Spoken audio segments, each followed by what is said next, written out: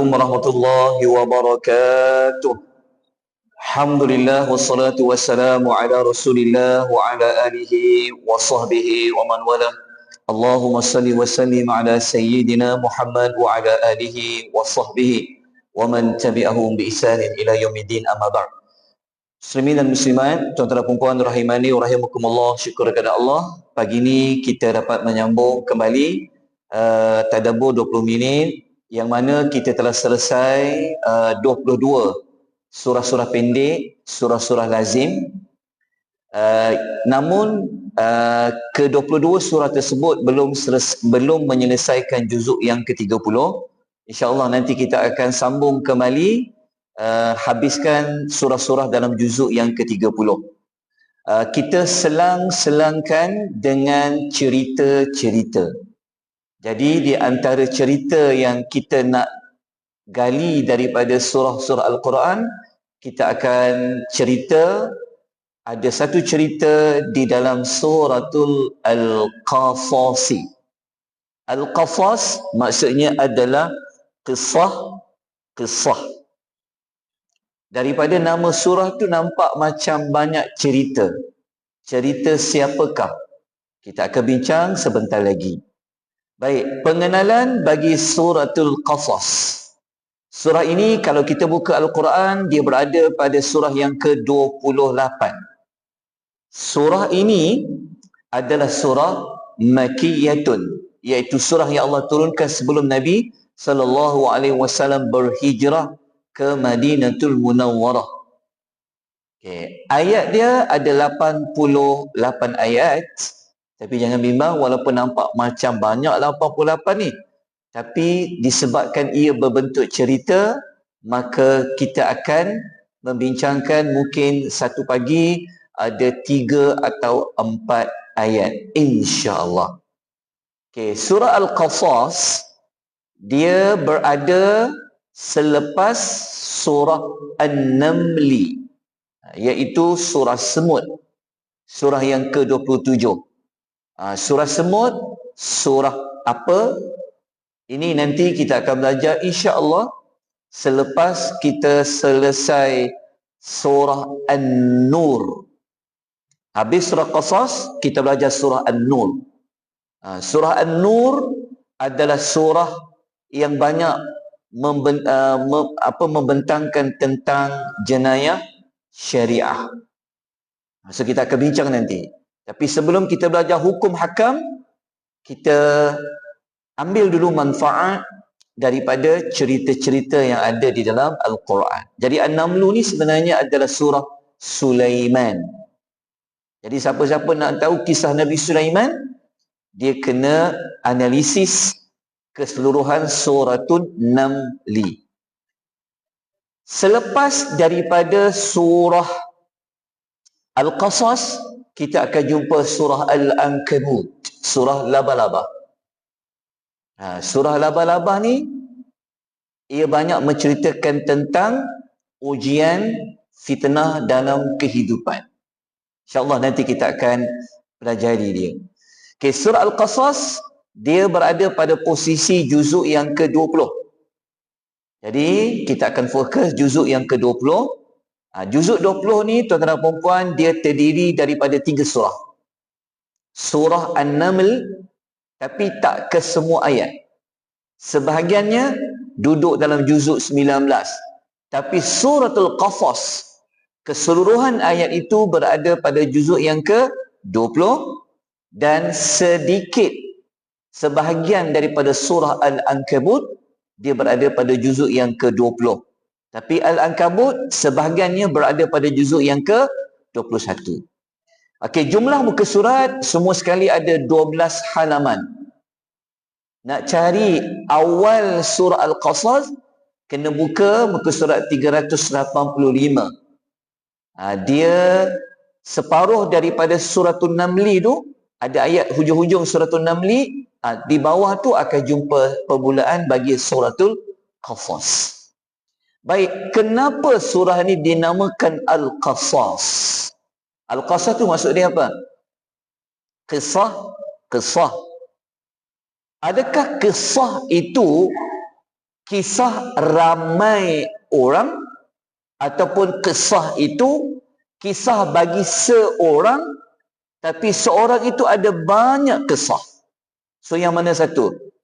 Tak apa, saya akan terangkan. Baik. Cara nak dapatkan maklumat Al-Qasas tu kisah siapa? Maka kita kena cari kalimah Al-Qasas. Kita cari, kita akan jumpa pada ayat nombor 25 ada perkataan Al-Qasasa. Perkataan Al-Qasasa tu diletak dia sebagai nama surah. Jadi nak tahu Al-Qasasa tu kisah siapa, kisah apa, jom kita baca ayatnya terlebih dahulu. A'udzubillahi minasyaitonirrajim. فجاءت إحداهما تمشي على استحياء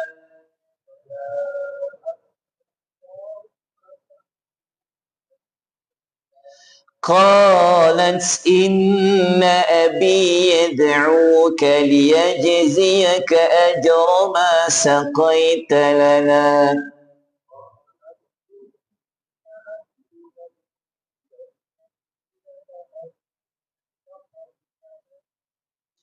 فلما جاءه وقص عليه القصص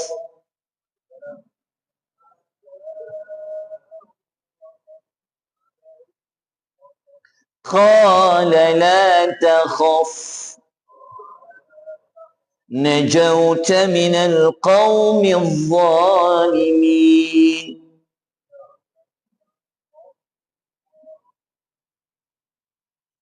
Oh, nampak ayat dia kan daripada belakang? Nampak kan? Okey. Ayat nombor 25 ni merupakan punca kepada surah itu dinamakan Al-Qasas. Okey, baca terjemahan dia. Tengok terjemahan dia. Kemudian dah salah seorang daripada perempuan dua beradik itu, dia datang mendapatkannya dengan malu-malu sambil berkata, siapanya dekat situ dan siapa perempuan itu? Okay. Nya kat situ adalah Nabi Musa alaihi salatu wassalam. Selepas dia tolong dua perempuan yang mereka nak mengambil giliran memberi kambing mereka minum air, maka Nabi Musa ni tolong dua perempuan tadi tu. Jadi dua perempuan tu pun balik rumah dia cerita kat pak dia. Hari ni dia cerita tentang khidmat Nabi Musa kepada mereka. Maka pak dia hantar salah seorang anak perempuan dia jemput Musa ke rumah dia. Perempuan tu datang sambil sipu-sipu dia datang. Ni karakter perempuan. Nanti kita akan cerita macam mana perempuan dulu malu-malu dia. Dia kata dekat Musa, terus, direct terus. Dia tak ada berkenalan dulu. Dia straight the point je. Dia kata, bapaku menjemputmu untuk membalas budimu, memberikan minum binatang ternakan kami. Lepas tu, Nabi Musa dia tak sembang apa pun dengan perempuan tu. On the way nak ke rumah perempuan tu. Terus Allah cerita, maka ketika Musa datang ke rumah perempuan itulah, dia pun ceritalah tentang kisah yang berlaku tentang dia. Jadi Nabi Musa, dia cerita dekat pakcik tua tu, ayah kepada dua perempuan tu, kisah-kisah dia. Orang tua tu pun cerita. Dia ceritalah. Lepas dia cerita tu macam mana Nabi Musa boleh sampai dekat Madian tu, boleh sampai ke situ tu, maka orang tua tu pun berkata kepada Musa, dia kata, jangan kau bimbang, engkau telah selamat daripada kaum yang zalim itu. So orang tua tu kata apa? Tak apa, jangan bimbang, kau selamat daripada Firaun. Kau jauh ni, kau duduk jauh daripada dia, jangan bimbang. Jadi rupa-rupanya cerita Nabi Musa tu, cerita kisah-kisah dia tu dijadikan sebagai nama surah. Okey, jelas. Sebab itu kita letakkan penamaan surah Al-Qasas ni adalah terdapat pelbagai kisah Nabi Musa alaihi salatu wassalam, bermula daripada dia kecil sampai dia menjadi Nabi, dan nanti kita akan jumpa kisah Fir'aun dengan Qaum. Jadi kalau nak tahu kisah dia ayat berapa ke berapa, kita dah letakkan dah kronologi dia. Okey, kisah Nabi Allah Musa ni dia bermula ayat nombor 3. Nombor 3 sampailah ayat nombor 42. Maknanya panjang tu. Kisah dalam suratul Qasas. Maknanya kalau buka surah Al-Qasas ni, ayat 3 tu dah mula cerita kisah Nabi Musa. Iaitu Allah ceritakan bagaimana kezaliman Fir'aun. Sebelum Nabi Musa ni, Allah Ta'ala, kenapa Allah pilih dia lahir dekat Mesir tu, adalah untuk membenteras kezaliman Fir'aun. Dan Allah dah janji kepada Bani Israel nanti akan diutuskan seorang Rasul. Itu ayat 3 sampai 6. Ayat 7 sampai 13 kita akan belajar nanti bagaimana Nabi Allah Musa itu dia lahir daripada dia bayi. Dan kita akan tengok kisah emak dia melahirkan Musa, dan dia letakkan Musa di mana. Sampailah dia sampai kepada istana Firaun. Okey, masuk ayat 14 sampai 21, kisah kematangan umur Nabi Musa. Lepas tu dia melarikan diri daripada Mesir. Kenapa dia larikan diri daripada Mesir? Kerana dia ni telah dikeluarkan notis merah untuk ditangkap oleh Firaun. Maka dengan sehelai sepinggang dia melarikan diri. Dia pergi mana? Dia pergi Madian. Ayat 22 sampai 28. Kat situ yang dia jumpa dua perempuan tu. Okey, jelas. Lepas tu ayat 29 sampai 35. Dalam perjalanan dia nak balik ke Mesir setelah 10 tahun dia duduk kat Madian, Allah Ta'ala menjemput dia untuk menerima wahyu pelantikan dia sebagai seorang Rasul. Tak disangka-sangka dia. Ayat 29 sampai 35. Dan ayat 36 sampai 42 kita akan pelajari sedikit bagaimana dakwah Nabi Musa kepada Firaun dan kaum dia. InsyaAllah nanti kita akan cerita secara terperinci kisah Nabi Musa. Baik, jelas sedikit maklumat dalam surah Al-Qasas. Dalam tempoh beberapa minggu ni kita akan belajar kisah. Jangan ada kisah cukup. Kena ambil kisah. Kena ambil kisah. Okey, secara ringkas dia, surah Al-Qasas ni kalau kita bentangkan segmen surah tu, kita boleh bahagikan kepada beberapa bahagian. Okey, 2 ayat pertama kita letakkan ia sebagai Allah mulakan tentang keagungan Al-Quran. Okey, 2 ayat pertama. Masuk saja ayat 3 sampai 42. Kisah Nabi Musa alaihi salatu wassalam, Fir'aun dan kaumnya. Tadi kita dah bentangkan tadi. Okey, masuk kepada ayat 43 sampai 75. Ini Allah cerita pula bagaimana zaman Nabi SAW, cerita tentang bab kerasulan, dan ada 4 penolakan orang-orang musyrikin, dan Allah jawab balik. Ada 2 jawapan. Apa dia? Nanti kita akan bincang pada ayat 43 sampai 75. Dan pada bahagian yang berikutnya, ayat 76 sampai 82, Allah cerita tentang Qarun. Dalam bab Qarun ni nanti kita akan pelajari bagaimana Allah ajar kepada kita macam mana nak menguruskan keuangan. Allah bagi kita harta, macam mana kita nak guna dia? Jangan jadi macam Qarun. Tapi harta dia banyak. Sampaikan orang namakan harta Karun. Harta dia rupanya kita ambil. Harta Karun, harta Korun. Ayat 76 sampai 82. Secara tak langsung kita akan belajar pasal Korun. Sebab Korun ni, dia ni adalah Bani Israel. Tapi dia tak rapat dengan Bani Israel. Dia dekat dengan siapa? Dia dekat dengan Firaun. Sebab dia ni adalah penyumbang terbesar juga kerajaan Firaun. Firaun ni pun pandai. Dia ada penyumbang keuangan dia. Qarun.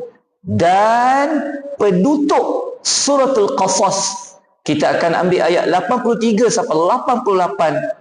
Allah buat kesimpulan kenapa Allah Ta'ala hantar Nabi Musa, macam mana Firaun ini dia boleh dibinasakan, macam mana Qarun itu telah diberi kekayaan, bagaimana dia dibinasakan.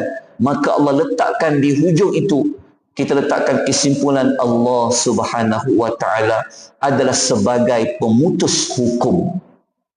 Dan Allah Ta'ala ni adalah pemberi balasan bagi orang yang bertakwa. Jadi mari kita tengok beberapa ayat yang nak menyokong kepada penutup bagi surat Al-Qasas ni. Kita tengok ayat nombor 88. Ayat last sekali. Tapi bukan dah tamat dah surat Al-Qasas ni. Tapi saya nak sebut kat hujung dia tu. Ayat last sekali rupa-rupanya dia macam memberikan kesimpulan dia. Allah kata apa? Wala tad'u ma'allahi ilahan akhar. Janganlah engkau menyembah Tuhan yang lain bersama-sama dengan Allah. La ilaha illahu. Tiada Tuhan yang layak diibadahi melainkan Dia. Kullu syai'in halikun illa wajha. Setiap sesuatu akan binasa melainkan zatnya. Di hujung tu Tuhan kata apa? Lahul hukmu. Dia mempunyai kuasa memutuskan hukum. Wa ilaihi turja'un. Dan kepadanya kamu semua dikembalikan. Kesimpulan dia yang terakhir sekali, maka kita bincangkan apa objektif 88 ayat surat Al-Qasas. Adakah semata-mata nak hanya cerita kisah Nabi Musa saja? Tidak. Dia punya objektif dia, maqsad kepada surah ini adalah Allah nak menerangkan bahawa Dia sahajalah yang ada kuasa memutuskan segala perkara. Sama ada perkara di dunia dan juga perkara di hari akhirat. Allah Ta'ala, Dia bukan sekadar ada kuasa itu, dan segala kehendak Dia pasti terlaksana. Tak ada siapa boleh lawan kehendak Allah. Okey, jelas? Jadi moga-moga habis surah Al-Qasas ini, kita ada satu keyakinan yang tinggi bahawa segala-galanya perjalanan alam ini sebenarnya adalah di bawah kekuasaan, pentadbiran, ketetapan dan kehendak Allah Azza wa Jalla. Baik. Kita berhenti di sini. Kita akan mulakan insya-Allah mungkin 3 ayat yang pertama pada hari yang berikutnya. Moga-moga siri pengenalan pada pagi ini dapat membantu kita semua dapat mencerahkan lagi pengisian kita ini, apa yang kita nak pelajari. Moga-moga jelas dan ada manfaat. InsyaAllah kita jumpa pada hari yang berikutnya. Aqulu qawli hadha wa astaghfirullahal azim. Wabillahi taufiq wal hidayah. Wassalamualaikum warahmatullahi wabarakatuh. Subhanakallahumma wa bihamdika asyhadu an la ilaha illa anta astaghfiruka wa atubu ilaik. Wal 'asr innal insana lafi khusr alladhina amanu wa 'amilus shalihat wa tawassaw bil haqq wa tawassaw bis sabr.